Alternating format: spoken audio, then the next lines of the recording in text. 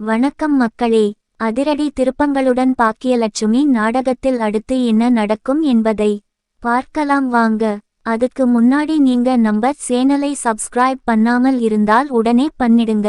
இங்க கோபியுமே ராதிகாவை கூட்டிட்டு வீட்டுக்குள்ள வந்த உடனே வீட்ல இருக்க எல்லாருமே ரொம்பவே பயந்து போய் நின்னுட்டு இருக்காங்க. சொல்லப்போனா இங்க ஈஸ்வரிக்கு பயங்கரமான பயம் போச்சு. மறுபடியும் இவ கூட சேர்ந்து வீட்டுக்கு வந்துட்டானா, இதுக்கு மேல எல்லாமே வந்து வேஸ்டா போச்சா? நான் போட்ட திட்டம் எல்லாத்தையும் உடைச்சிட்டாளே அப்படின்ற மாதிரி கோவத்தோட நின்னுட்டு இருக்காங்க. ஆனா ராதிகாவுமே இங்க பாருங்க, நீங்க எல்லாம் நினைச்சுட்டு இருக்க மாதிரி நான் ஒன்னும் கோபியோட சேர்ந்து வாழணும்னு வரல.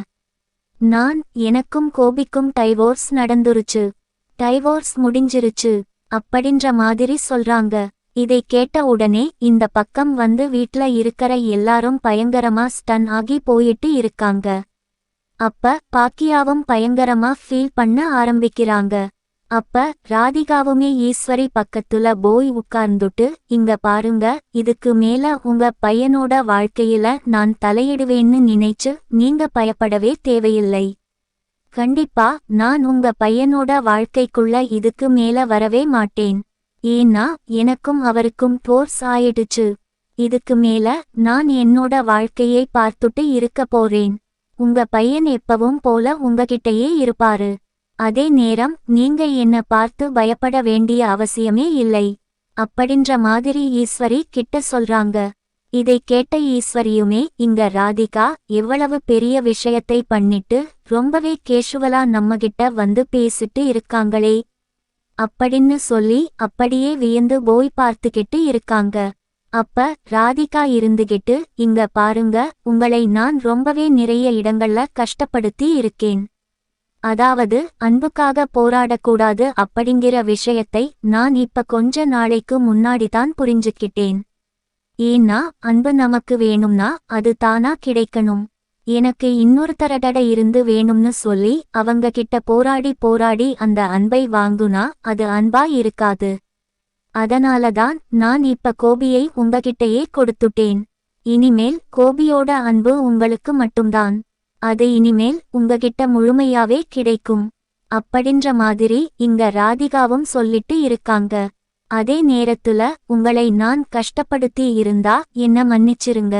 ஏன்னா கோபி மேல இருந்து அக்கறை இல்ல, உங்களை நான் நிறைய இடத்துல ஹெல்ப் பண்ணிருப்பேன். சப்போஸ் அப்படி நான் பண்ணி உங்களுக்கு ரொம்பவே வலிச்சிருந்துச்சுன்னா அத மட்டும் மறந்துருங்க. அதே நேரம் என்னை மன்னிச்சிருங்க அப்படின்ற மாதிரி எங்க ராதிகா ஈஸ்வரி கிட்ட கேக்குறாங்க. அப்ப ஈஸ்வரி ரொம்பவே ஃபீல் பண்ணிட்டு, என்னை மன்னிக்க வேண்டியது நீதான் ராதிகா. சொல்லப்போனா நான் தான் உன்னை ரொம்ப கஷ்டப்படுத்திட்டேன். என்னால கோபி இல்லாம இருக்க முடியல. எப்பவுமே வந்து கோபி உன்கூட இருந்தாலும் நல்லா இருப்பான் அப்படிங்கிற எண்ணம் எனக்குள்ள இருந்தாலும், ஆனா என் பையனை நீ சரியா பார்த்துக்கலையோ? என் பையன் என் கூட இருந்தாதான் சரியா இருப்பானோ அப்படின்ற மாதிரி எண்ணத்தை நான் எப்பவுமே மனசுக்குள்ள வச்சுக்கிட்டு கோபியை எப்படியாவது உன்கிட்ட இருந்து பிரிச்சு இங்க பாக்கியா கிட்ட சேர்க்கணும். அப்படி இல்லன்னா அவன் என் கூட இருக்கணும் அப்படின்ற மாதிரி நானும் வந்து அவனோட நல்லதை பத்தி யோசிச்சு உன்னை நான் மறந்துட்டேன். நான் தான் உன்னை ரொம்ப ஹெல்ப் பண்ணிட்டேன் அப்படின்ற மாதிரி இங்க ஈஸ்வரியும் அழுதுகிட்டு இருக்காங்க. அப்ப கரெக்டா இங்க ராதிகா இருந்துகிட்டு, நீங்க அப்படி எல்லாம் கேட்க தேவையில்லை. இதுக்கு மேல நீங்க கவலையே பட வேண்டாம். உங்க பையன் உங்க கூட மட்டும்தான் இருப்பாரு. நீங்க இப்ப ஃப்ரீயா விடுங்க அப்படின்ற மாதிரி அந்த விஷயத்தை அப்படியே இக்னோர் பண்றாங்க. அதுக்கப்புறம் பாக்கியா கிட்ட, பாக்கியா இன்னைக்கு என்ன சமையல்? உங்களோட சமையல் வாசனை வீட்டை விட்டு வெளியிலேயே வந்துச்சு அப்படின்றாங்க. உடனே பாக்கியாவுமே, எப்பவும் போல ரெகுலர் சமையல்தான் ராதிகா. நீங்க சொல்லி இருந்தீங்கன்னா ஏதோ ஸ்பெஷலா பண்ணிருக்க வாய்ப்பு இருக்கு அப்படின்ற மாதிரி சொன்னாங்க. பரவாயில்லை, நம்ம எல்லாரும் ஒன்னா சாப்பிடலாமா அப்படின்ற மாதிரி கேக்குறாங்க. உடனே இதை கேட்ட உடனே சரி வாங்க சாப்பிடலாம் அப்படின்றாங்க. மாதிரி இங்க டைனிங் டேபிள்ல கூட்டிட்டு போயிட்டு எல்லாரையும் உட்கார வைக்கிறாங்க. ஆனா கோபி மட்டும் இல்லாம இருக்காரு. இதை பார்த்த ராதிகாவுமே கோபி வரல, கோபியை கூட்டிட்டு வாங்க அப்படின்ற மாதிரி சொல்றாங்க. அப்ப இனியாவும் போயிட்டு நான் கூட்டிட்டு வரேன் ஆண்டி அப்படின்னுட்டு கோபியோட ரூமுக்கு போயிட்டு இங்க அவங்கள கூட்டிட்டு வராங்க. கோபியுமே இந்த பக்கம் வந்து டைனிங்ல வந்து நின்னுட்டு இங்க சாப்பிட மனசு இல்லாம நின்னுட்டு இருக்காரு. அப்ப ராதிகாவுமே இங்க பாருங்க கோபி, உட்காருங்க, சாப்பிடுங்க, எல்லாரும் சாப்பிடலாம் அப்படின்ற மாதிரி இந்த பக்கம் வந்து ராதிகா சொல்றாங்க.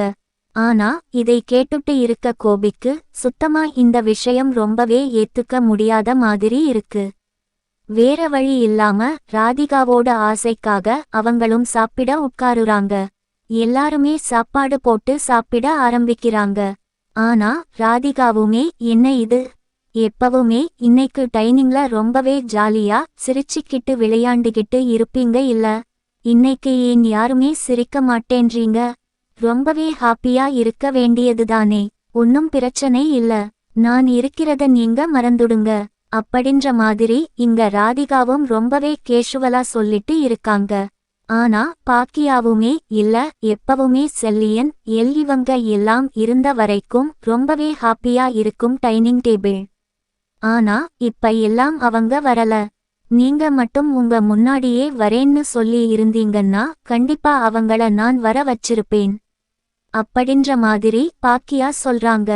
ஆனா இதை கேட்ட ராதிகாவுமே இல்ல, எனக்கே வந்து கடைசி நிமிஷத்துலதான் இந்த ஐடியா தோணுச்சு, அதனால நான் எப்படி சொல்ல முடியும் அப்படின்னுட்டு அவங்க லைட்டா கொஞ்சம் திணற ஆரம்பிக்கிறாங்க.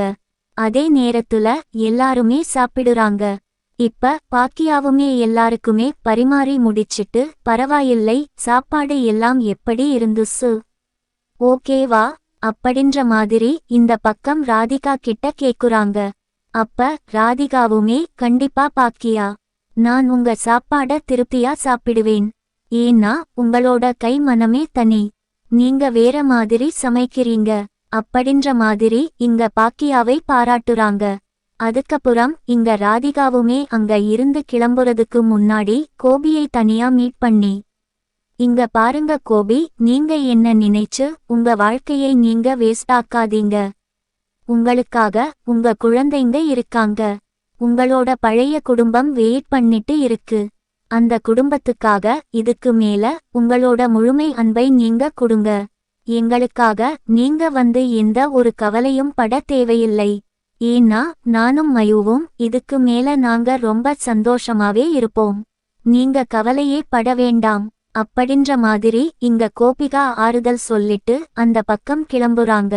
ஆனா போறதுக்கு முன்னாடி இங்க பாக்கியாவையும் தனியா கூப்பிட்டு, இங்க பாருங்க பாக்கியா, நீங்க என்கிட்ட சொன்ன விஷயங்களை நான் முழுமையா என் மனசுல எடுத்துக்கிட்டேன், அதனாலதான் என்னாலையும் என் பொண்ணை தனியா காப்பாத்த முடியும்ன்ற நம்பிக்கை எனக்கு வந்துச்சு, அது மட்டும் இல்லாம நம்ம இன்னொருத்தரை நம்பி வாழக்கூடாது அப்படிங்கிற நீங்க சொன்ன விஷயத்தை நான் ஏத்துக்கிறேன், ஆனா உங்க வாழ்க்கையில உங்களை நம்பி இனிமேல் ஒருத்தர் இருப்பாரு, ஆனா அவருக்காக நீங்க உங்க வாழ்க்கையை கொடுக்கணும்னு நினைச்சீங்கன்னா கண்டிப்பா இப்ப அவருக்கு இன்னொரு சான்ஸ் கொடுத்து பாருங்க, அவர் உண்மையிலுமே நல்லவரு, இப்ப பழைய மாதிரி கிடையாது கோபி அப்படின்ற மாதிரி இங்க கோபிக்கு இன்னொரு டைம் வந்து வாய்ப்பு கொடுக்க சொல்றாங்க பாக்கியா கிட்ட ராதிகாவுமே. ஆனா இதை கேட்டுட்டு இருக்க பாக்கியாவுமே, பார்க்கலாம் ராதிகா, சொல்லப்போனா எனக்கு எந்த ஒரு விருப்பமும் கிடையாது, என் மனசே இப்ப ரொம்ப வெறுத்து இருக்கு, ஏன்னா என்னோட ரொம்ப பெஸ்ட் ஃப்ரெண்டான நீங்க இப்ப என்ன விட்டு ரொம்ப தூரம் பிரிஞ்சு போக போறீங்க, எனக்கு உங்களோட பிரிவே ரொம்ப பெருசா இருக்க போகுது, அந்த விஷயத்தை நான் எப்படி கடந்து வரப்போறேன்னு தெரியல அப்படின்ற மாதிரி இங்க பாக்கியா பயங்கரமா ராதிகா பிரிஞ்சு போறத நினைச்சு ஃபீல் பண்ண ஆரம்பிக்கிறாங்க. நேரத்துல இன்னொரு பக்கம் ராதிகாவுமே நீங்க கவலைப்படாதீங்க, எல்லாமே நல்லாதான் நடக்கும், அவசரப்படாம உங்க வாழ்க்கையை இங்க வாழ ஆரம்பிங்க, உங்க குழந்தைகளுக்காக, அது மட்டும் இல்லாம பாக்கியா, நீங்க காட்டுன வழியில தான் இன்னைக்கு நானும் என் குழந்தையும் வாழப்போறோம், அதுக்கு ரொம்ப தேங்க்ஸ் அப்படின்ற மாதிரி சொல்லிட்டு இந்த பக்கம் ராதிகாவுமே அந்த வீட்டை விட்டு வெளியே போறாங்க. ஆனா இதை பார்த்துட்டு இருக்கிற பாக்கியா, கோபி, ஈஸ்வரி, அதே நேரம் இனியா, இவங்க யாராலையுமே இந்த விஷயத்தை ஏத்துக்கவே முடியல. ராதிகாவை நம்ம இவ்வளவு நாள் எவ்வளவு கஷ்டப்படுத்தி இருப்போம்.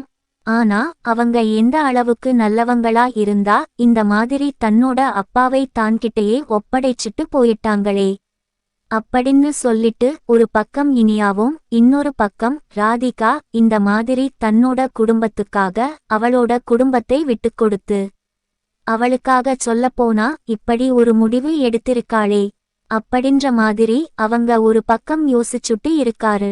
கோபியுமே இன்னொரு பக்கம், ஈஸ்வரி வேற, நான் அந்த ராதிகாவை எவ்வளவு கஷ்டப்படுத்தி இருக்கேன், எவ்வளவு அந்த இடத்துல அவளை திட்டி அவளையும் அவன் பொண்ணையும் அவமானப்படுத்தி இருக்கேன். ஆனா அது எதையுமே மனசுல வச்சுக்காம என் பையனை எனக்கே கிட்டா கொடுத்துட்டு போயிருக்காளே, அவளுக்கு எவ்வளவு பெரிய மனசு என்று சொல்லி இவங்க எல்லாருமே ஒரு பக்கம் யோசிச்சுக்கிட்டு இருக்காங்க. இந்த பக்கம் பாக்கியாக்கும் பயங்கரமான வருத்தம்தான். இதெல்லாமே பார்த்துட்டு இங்க ராதிகாவும் அந்த வீட்டை விட்டு கிளம்பிடுறாங்க. அப்ப வீட்டுக்குள்ள இருக்க யாருக்குமே நிம்மதியா இருக்க முடியல. அவங்களுமே ரொம்ப சேடோட என்ன பண்றதுன்னே தெரியல. தெரியாம அப்படியே வெளிய பிதுங்கி போய் நின்னுட்டு இருக்காங்க.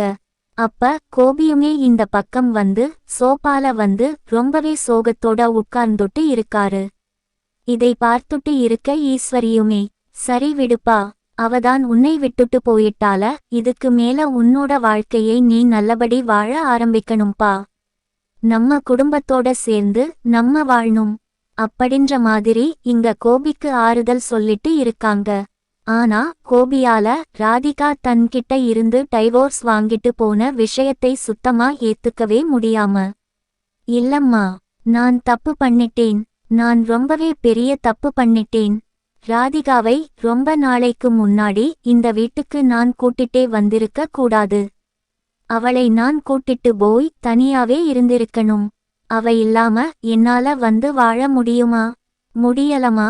எனக்கு ரொம்பவே நெஞ்செல்லாம் வலிக்க ஆரம்பிக்குது. சொல்லப்போனா நானும் ராதிகாவும் ஒன்னா இருக்கும்போது நாங்க ரொம்பவே சந்தோஷமா இருப்போம்.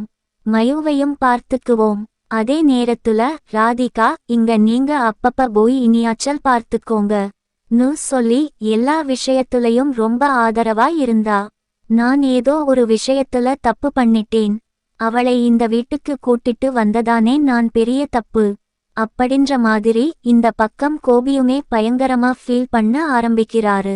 இங்க கோபிக்கு ஆறுதல் சொல்லவே இனியாவுமே, சரி கவலைப்படாதீங்க டாடி, எல்லாமே சரியா போயிடும், ஃப்ரீயா விடுங்க அப்படின்ற மாதிரி இந்த பக்கம் ஒரு வழியா கோபியும் ஆறுதல் பண்ணி முடிக்கிறாங்க. இன்னொரு பக்கம் பாக்கியாவுமே, சரி விடுங்க, எல்லாரும் ஃப்ரீயா விடுங்க, நீங்க போய் ரெஸ்ட் எடுங்க, நாளைக்கு பேசிக்கலாம் அப்படின்ற மாதிரி எல்லாரையும் அவங்க ரூமுக்கு அனுப்பிச்சு வச்சுறாங்க. அதே நேரத்துல இங்க ரூமுக்கு போன இனியாவுமே மறுபடியுமே அவங்களோட பாய் பிரண்டுக்கு கால் பண்ண ஆரம்பிக்கிறாங்க. கால் பண்ணது மட்டும் இல்லாம ரொம்பவே சோகத்தோட இந்த பக்கம் அவங்க கிட்ட நடந்த விஷயத்தை பத்தி எல்லாத்தையுமே ஷேர் பண்ணிட்டு இருக்காங்க. ஆனா அவருமே, சரி விடு இனியா, இந்த மாதிரி விஷயத்துல நீ ரொம்ப டென்ஷன் ஆயிட்டு இருக்காத, நீ காமா இரு அப்படின்னு சொல்லி அவருமே மொபைல் போன்ல இந்த பக்கம் வந்து இனியா கிட்ட ஆறுதல் சொல்லிட்டு இருக்காரு. பையன்கிட்ட பேசிட்டு இருக்கிற விஷயத்தை இந்த பக்கம் வந்து செல்வியும் கேட்டுறாங்க. கேட்டது மட்டும் இல்லாம இந்த விஷயத்தை பற்றி முதல்ல அக்கா கிட்ட பேசணும். என்ன இது, இனியா பாப்பா பண்ற விஷயம் எதுவும் சரியில்லையே அப்படின்ற மாதிரி அவங்களும் டைரக்டா பாக்கியா கிட்ட போயிட்டு, பாக்கியா அக்கா, உங்ககிட்ட ஒரு விஷயம் சொல்லணும்க்கா, இந்த மாதிரி இனியா பாப்பா யாரோ ஒரு பையன்கிட்ட போன் பண்ணி அழுதுகிட்டே பேசுதுக்கா. ஒருவேளை எங்க அப்பா பிரிஞ்சு போனத நினைச்சு அந்த பையன்கிட்ட ஆறுதல் தேடுதுன்னு நினைக்கிறேன். ஒருவேளை அது இனியாவோட பாய் பிரண்டா இருக்குமோ அப்படின்ற மாதிரி இங்க செல்வியுமே சொல்றாங்க. ஆனா இதை கேட்ட பாக்கியாவுமே, இங்க பாரு செல்வி, உனக்கு தெரிஞ்சதெல்லாம் பேசிட்டு இருக்காத, இந்த மாதிரி எல்லாம் இனியா பண்ண மாட்டா, அவெல்லாம் நல்ல பொண்ணு, இந்த விஷயத்துல அவ ரொம்பவே கேர்ஃபுல்லா இருப்பா அவளுக்கு தான் பாடம் கத்துக் கொடுக்கறதுக்குன்னே நம்ம வீட்ல இவ்வளவு பெரிய விஷயம் எல்லாம் நடந்துட்டு இருக்குல்ல. அப்ப ரியாவை போய் தேவையில்லாம லவ் கேசுல மாட்டிக்க போறா. அவெல்லாம் அப்படி பண்ண மாட்டா. அவ ரொம்பவே நல்ல பொண்ணு. அப்படின்ற மாதிரி எங்க பாக்கியாவுமே இனியாக்கு பயங்கரமான சப்போர்ட் கொடுத்துட்டு இருக்காங்க. ஆனா இனியா உண்மையிலுமே ஒரு பையனை லவ் பண்ணிட்டு இருக்காங்க அப்படிங்கிற விஷயம் எங்க வீட்டுக்கு தெரிய வரப்போ சொல்லப்போனா ஒரு பயங்கரமான குண்டை வெடிக்க போகுது.